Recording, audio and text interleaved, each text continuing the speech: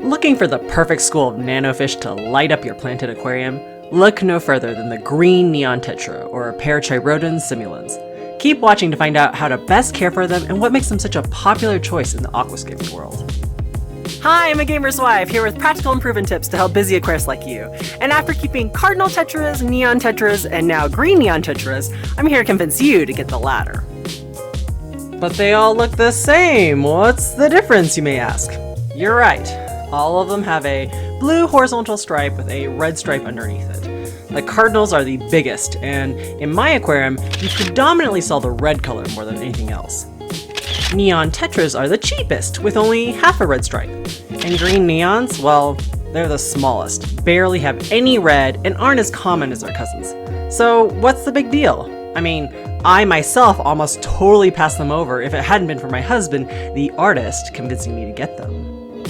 The reason why you often see aquascapers play with green neon tetras is because they strike the perfect balance between being brightly colored yet blending with the background, meaning they don't detract too much attention from the planted scape. There's something magical about seeing that flash of brilliant turquoise from across the room, even when the aquarium lights are off. And make sure you watch them extra early one morning when the lights come on, at least once, because their stripes become like a royal blue glitter, almost sparkly violet that's unbelievable to behold. Okay, now that I've hopefully convinced you to give them a shot, here's the standard care info you'll see online. They come from South American blackwater river basins with lots of shady trees and leaf litter and a sandy substrate down below.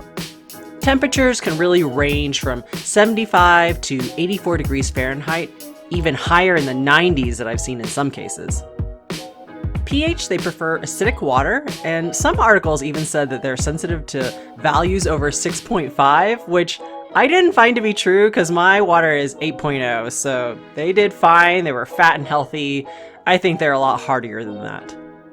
For their diet, they're omnivorous micropredators, which makes sense because they only get to about an inch long, with the females maybe slightly rounder or bigger looking than the males.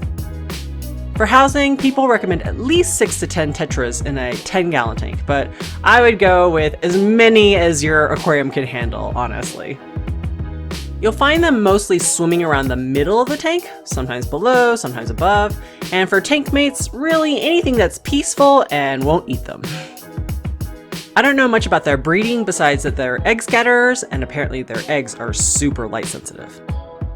Now, I purchased them in the month of December, so the wild-caught green neons they got in the store were minuscule, at maybe only half an inch long. So I actually had a little trouble feeding them at first because all my normal foods were too big for their mouths. So if you get them young, I found that they like crushed up flakes, crushed up dried bloodworms, and Hikari micro pellets, but something like the New Life Spectrum community pellets were too big. The fish store I got them from also recommended feeding them live or frozen baby brine shrimp, cyclops, and daphnia.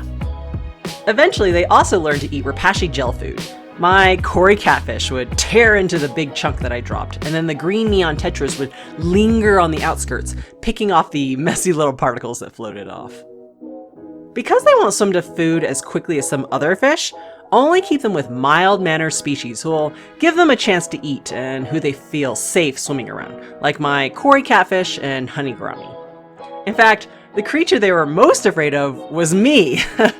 But if I sat down in front of the tank and didn't move for a while, they'd eventually come out again and start exploring. As shyer creatures, they really do enjoy a heavily planted or densely decorated aquarium with lots of hiding spots they can dart in and out of. That being said, if you ever need to catch them, it's a huge pain, so make sure to watch my tutorial on catching aquarium fish. Overall, the green neon tetra is a very striking, colorful nanofish, so definitely 5 out of 5 for attractiveness. Not a lot of individual personality per se, but they do shoal well together. They're pretty hardy, easy to care for, as long as you have food small enough for them to eat, and no aggressive or greedy tank mates. A little harder to source, I'd say. I haven't seen them in major pet stores like Petco and PetSmart, so you'll have to find a local fish store that carries them or order them online. Hope you enjoyed my take on green neon tetras and my first care video in a while. If you'd like to see more, I've put together a short playlist over here of all my species spotlights. Am I allowed to use that term? Take time to enjoy your aquariums, and I'll see you in the next video.